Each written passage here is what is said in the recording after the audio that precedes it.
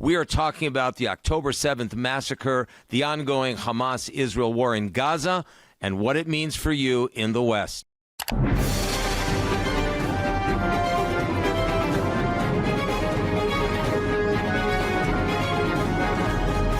This is Israel Under Fire. I'm Dan Diker, president of the Jerusalem Center for Public Affairs. I'm joined by JCPA senior scholar Khaled Abu Tuameh. Khaled, it's great to have you on the show. Thank you, Dan.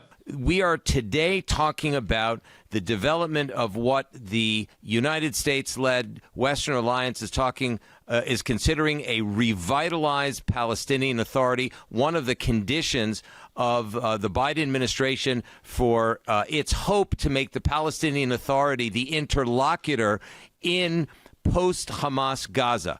Now, there have been some developments in this push by the United States for a revitalized Palestinian Authority, which has met with some objection from the Netanyahu-led coalition because of the PA's central role for several decades leading up to the October 7th mass murder in inciting to terrorism, incentivizing cash payments for terrorism, in Nazi conspiracy theories running rampant through the Palestinian public discourse. And now we have, Khaled, as you've written about so extensively, the prospect of a new revitalized Palestinian Authority with a new recently installed Palestinian Prime Minister, Mohammed Mustafa. What are the prospects, Khaled, in our view, the leading Palestinian affairs analyst in the world? We need to identify or define what does revitalized mean. It's obvious that the U.S. administration has one vision of revitalization, and the Palestinian Authority has a completely different vision. Although the U.S. administration has not really elaborated on this issue and provided details regarding the plan for revitalizing the Palestinian Authority, it's obvious that they probably are referring to major administrative and financial reforms in the Palestinian Authority, changing the current structure of the Palestinian Authority, which is, by the way, fine. But for them, revitalization means, carrying out a cabinet reshuffle, replacing Mohammed Shtaya, the prime minister, with another Mohammed Mustafa. And honestly, most Palestinians don't know the difference between the two prime ministers or the two cabinets. So the Palestinian Authority leadership, as far as they are concerned, I mean, we've already carried out the revitalization. We just removed the prime minister, we formed a new cabinet, and for them, this is revitalization. There can be no real change in the Palestinian Authority as long as President Mahmoud Abbas and the inner circle, the people around him, are the sole decision makers in the Palestinian Authority. You can bring any prime minister you want, you can change, all the ministers. At the end of the day, we all know that the real decisions are taken by President Mahmoud Abbas and 3 or 4 people around him, and that the policy of the Palestinian Authority is set also by President Mahmoud Abbas.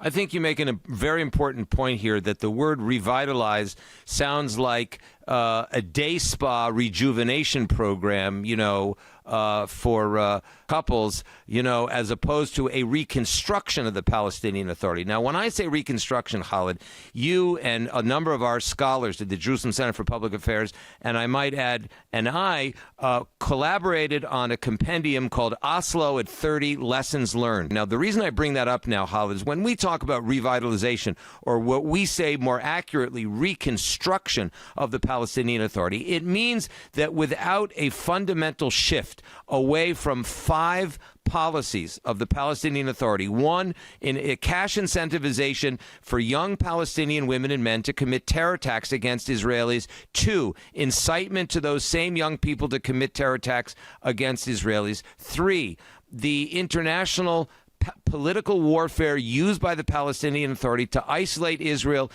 Take a look at what just happened at the South African petition at the International Court of Justice in order to bring up the Jewish state on charges of genocide.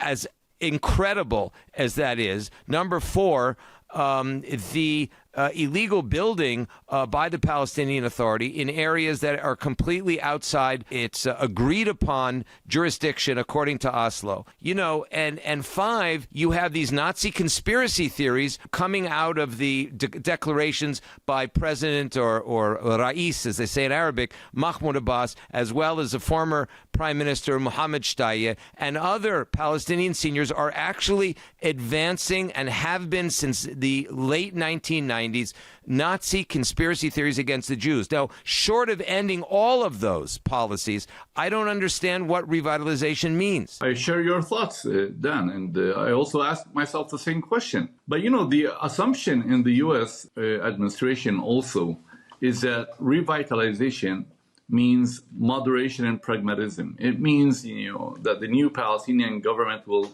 take a different approach towards Israel. It will stop the incitement, for example. It will start educating Palestinians for peace with Israel. It will stop this massive campaign that the Palestinian Authority is waging to delegitimize Israel and demonize Jews. The assumption also is that the revitalization means that the Palestinian Authority, as you mentioned, would stop its campaign in the international arena to isolate Israel, to depict Israel as a pariah state and all that. But we haven't seen anything of that. And there are no signs that the Palestinian Authority is headed towards more moderation and pragmatism. On the contrary, I was listening, Dan, yesterday to the speech that the new Prime Minister, Mohammed Mustafa, gave at the first meeting of the Palestinian cabinet. And of course, like his predecessor, he started the meeting, or he opened his remarks by launching the scathing attack against Israel, accusing Israel of genocide and withholding tax funds and carrying out war crimes. When I was listening to this speech, I was asking myself, so what's different? How is he different than Mohammed Shtayyeh? These are the same speeches that we used to hear every week in the opening remarks at the weekly cabinet. The assumption that revitalization also means that the Palestinians will soften their position and that the Palestinians are probably headed towards resuming the peace talks with Israel, this is false. It does not work like that. Khalid, that was a conflict over revitalization of the Palestinian Authority, and boy, that is going to be no less than a head-on collision between Israel and its dear friends in the United States, in the Biden administration. And when we come back, we're going to talk about the PA's push for full sovereignty at the United Nations General Assembly, which would itself be a major violation of the Oslo Accords. Welcome back to Israel Under Fire. I'm Dan Diker, together with my co-host Khalid Abu Tuame. Khalid, we're talking about the PA's push for full sovereignty at the UN. Now, this is a major development coming out of the October 7th Hamas massacre and the ongoing war in Gaza, Hezbollah attacks in the north. In other words, we have the chaos of jihad surrounding us, and in the middle of this jihad, the Palestinian Authority, which has really received a real pat on the shoulder from the United States, who has announced its what they call over-the-horizon support for a Palestinian state. The Palestinian leadership taking the full measure of that U.S. legitimization of a potential Palestinian state in the midst of this mass murder and ongoing jihad to push for full membership in the United Nations. It's quite a dramatic move. We also saw it before, Dan.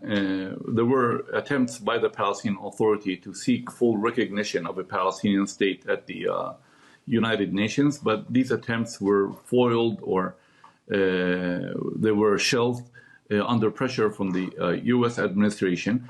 But now the Palestinian Authority feels emboldened. They feel confident enough to resume these attempts, which, by the way, we're talking about unilateral moves, which are in violation of the Oslo Accords, which demand that both sides, Israel and the Palestinians, refrain from unilateral actions that could prejudice the results of the peace talks. The Palestinian Authority is actually saying, I want a Palestinian state, not through negotiations with Israel. I want to impose a Palestinian state on Israel with the help of the international community, the United Nations and the rest of the international community. Now, the timing is very problematic, Dan, because as you stated, it comes after October 7, the Hamas massacre, and it comes at a time when the U.S. administration and other Western powers have suddenly renewed the talk about the two-state solution. So why should the Palestinian Authority not do it? They feel that, look, Hamas is winning. Hamas carried out a major attack against Israel. Hamas managed to defeat Israel and humiliate Israel, and they killed a large number of Israelis. So, we feel emboldened, we feel victorious. And here's the U.S. administration, and everyone's saying, these Palestinians deserve a Palestinian state. So, they see that the international community is actually facilitating their mission of seeking unilateral recognition. This, of course, means the end of the Oslo Accords. The Palestinian Authority in the 1990s was laying the groundwork for a unilateral declaration of independence. And in fact, you and I remember, and along with, I think, many of our viewers, that in 2012, the Palestinian Authority, under the rule of Mahmoud Abbas, successfully petitioned the UN General Assembly and became a non-member observer state in the General Assembly, which was really an upgrade from where they were before. But this has been a long-term struggle, if you will, and it's a weaponization of diplomacy, because many of our viewers don't know, Khalid, that there's a war under the war, or a war behind the war, and that's the war between Hamas and the Fatah-led PLO for the future leadership of the Palestinian street. That's why the October 7th massacre of Jews and Arabs, by the way, in the Negev was so important for the Hamas, because they today are effectively the leaders of the Palestinian street. And here comes the Fatah trying to retake that leadership by going the diplomatic route at the UN. This, latest Palestinian Authority attempt or bid at the United Nations should be seen in the context of the ongoing power struggle between the Palestinian Authority and Hamas, or Fatah, the dominant party of the Palestinian Authority. Now, here's how I see it, and here's how many Palestinians also see it. Hamas invades Israel, kills 1,200 Jews, kidnaps more than 240, and becomes very popular among the Palestinians. You look at public opinion polls, they all show a significant upsurge in Hamas's popularity among the Palestinians. Why? Because Hamas just did something great. They just attacked Israel. They managed to, for the first time ever, to occupy Israeli communities and kill such a large number of Israelis and kidnap others. So, this is victory. And who is worried about this? The Palestinian Authority. So they see, Hamas's rising popularity, and they feel that they have to do something to regain leadership of the Palestinians. Because as you also stated correctly, Hamas is now the leader of the Palestinian people. There's no dispute over it. And if you hold elections tomorrow morning, Hamas will win again. So this latest attempt by the Palestinian Authority is to show the Palestinian people, look, I can also make achievements. I can also humiliate Israel, but it's in the international community. I can score victories, diplomatic victories also against Israel, which in the eyes of the Palestinian Authority are not less important and significant than the terrorist attacks carried out by Hamas. A few years ago, I was in Ramallah, and President Abbas was asked at a press conference about his latest attempts in the international community to secure Palestinian UN recognition of a Palestinian state and to join other UN agencies. And he looked at us and he smiled and he said, "Oh, I heard the Israelis call me the diplomatic terrorist, and I'm proud of it." So the Palestinian Authority has nothing to hide. They're doing it openly. They're violating all the agreements, and they want to make sure that Hamas does not take over the Palestinian Authority leadership. So this is why we see these moves. I think it's really important to underscore, Khalid, your point that in terms of rhetoric, there's very little difference between the Palestinian Authority and the Hamas today, and that brings us this very important watershed moment, because in our next segment, we're going to talk about what is in store for Gaza the day after Hamas. Welcome back to Israel Under Fire. Dan Diker and Khaled Abou-Toameh analyzing the dramatic developments here in Israel, in Gaza, and even across Judea and Samaria, otherwise known as the former West Bank of Jordan. Khaled, the day after Hamas in Gaza, we've been talking about a revitalized or reconstructed Palestinian Authority. The world is expecting a ceasefire today. And in fact, today we see that the United Arab Emirates, Saudi Arabia, as well, and the Bahrainis and others, especially those three, have really engaged in very courageous, far-reaching reforms in their societies. And the issue is, will they be able to contribute to a de-radicalized, moderate, I hesitate to use the word liberal, but a more sort of peaceful society in Gaza? Those who are calling for a ceasefire now are actually calling on Israel to surrender.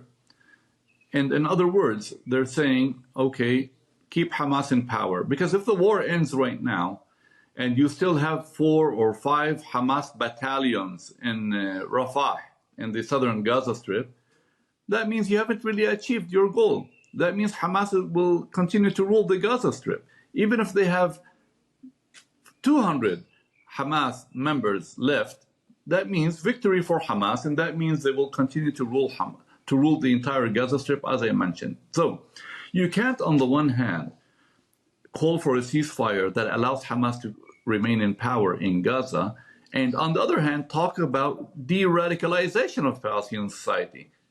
The two cannot go together. You cannot embark on a process of de-radicalizing Palestinians in the Gaza Strip when you have Hamas in power. How are you going to achieve it? The only way to do that is by removing Hamas from power and totally defeating Hamas, making sure that Hamas does not return to power in Gaza. Now, this will embolden moderate, pragmatic Palestinians and probably other Arabs around the world to take over Gaza and to embark on a lengthy process of de-radicalizing Palestinian society. This will take another generation or two. It's not going to happen overnight.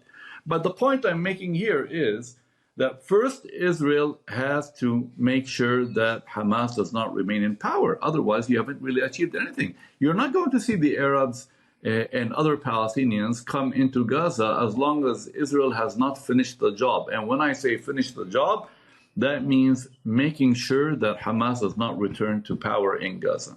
That's a very difficult proposition, Khaled, because right now there are still 6 battalions of Hamas fighters. I mean, thousands of fighters are left. They have Israeli hostages surrounding them underground in Rafah. And according to all estimates, it's going to be a very tough and bloody fight in order to finish off the Hamas. But I want our viewers to know that we at the Jerusalem Center for Public Affairs have been visiting with Arab countries and people throughout the Middle East, all of whom will say, you have got to destroy Hamas for the good of the Middle East and the West, too, by the way. But in the Middle East, our Arab partners, allies, and friends are saying there is no way for the Middle East to be a peaceful, secure, stable place if the Hamas remains in power. You know, Dan, I hear this from many Arabs in the Gulf, especially Saudi Arabia, the United Arab Emirates. They have good intentions and they really want to come and help. They want to come into Gaza, but they are worried. They're saying we cannot come to Gaza when Hamas and Islamic Jihad and all these terrorist groups are still there. Now, we saw attempts by, the Palestinian Authority to send its own men into Gaza, as the Palestinian Authority says, to secure aid, humanitarian aid going into Gaza. And what was the response? Hamas killed 2 Palestinian security officers and detained probably 40 or 50 of them, sending a message to Arabs and even to the Palestinian Authority that you cannot come into Gaza as long as we are here. That's why I keep saying it's very important, if you want to de-radicalize Palestinians in the Gaza Strip, it's very important to get rid of Hamas. And you know what, Dan? I also add to that, you need to get rid of Qatar. Qatar has to be out of the picture, and we need to bring in the Saudis and the United Arab Emirates and Bahrain and other Arabs. But Qatar cannot play and should not be allowed to play any role in the day after Gaza. You know, Qatar is basically a bank with a flag, and they have invested billions in American higher education, ISGAP, and their wonderful director, Charles Small, as well as Foundation for the Defense of Democracies and Jerusalem Center for Public Affairs. We have revealed and exposed in our work the degree to which Qatar is the key player. I mean, Qatar is Hamas. We need to be putting much more pressure on Qatar that there has to be a no-tolerance policy for this type of terror funding, whether it's soft or hard terror funding. Let's hope that, we will see significant developments in the next hours or days, because the feeling is that, we're not really making any progress. My concern is that Israel still hasn't achieved its two major goals, removing Hamas from power and destroying its military capabilities. This number one goal has still not been achieved. And number two, the release of the hostages. And as we see, the international community is growing increasingly impatient with Israel, and it's like, they're sitting there and waiting for Israel to finish it. But what does finish it mean? There are two ways of talking about finish. You either finish Hamas, or you finish it by reaching a ceasefire, which will allow Hamas to stay in power. And that is a dilemma. The international community needs to understand that you cannot remove Hamas from power in weeks and months. It will take some time. So the pressure should not be on Israel. It should be on Hamas. It should be on their sponsors in Qatar. That's where the real pressure is. I believe that if Qatar really wanted to end this conflict and release all of the hostages, all they have to do is summon Ismail Haniyeh, Khalid Mash'al, and the rest of the Hamas leaders who are sitting there in Doha. You have 24 hours to release all the hostages and end this war. Otherwise, we will deport you from Qatar. Go find yourself another place. But neither Hamas is feeling pressure from Qatar, and Qatar is not even feeling under any pressure from the Americans or the international community. So why should they do it? 6 months in to the Iran-Hamas war on Israel, Israel is still under fire. I'm Dan Diker, president of Jerusalem Center for Public Affairs, together with my dear colleague and friend Khalid Abu Tuameh. Please join us again for another episode of Israel Under Fire as we bring you the latest from the Israel front, from the front in Gaza and the larger Middle East.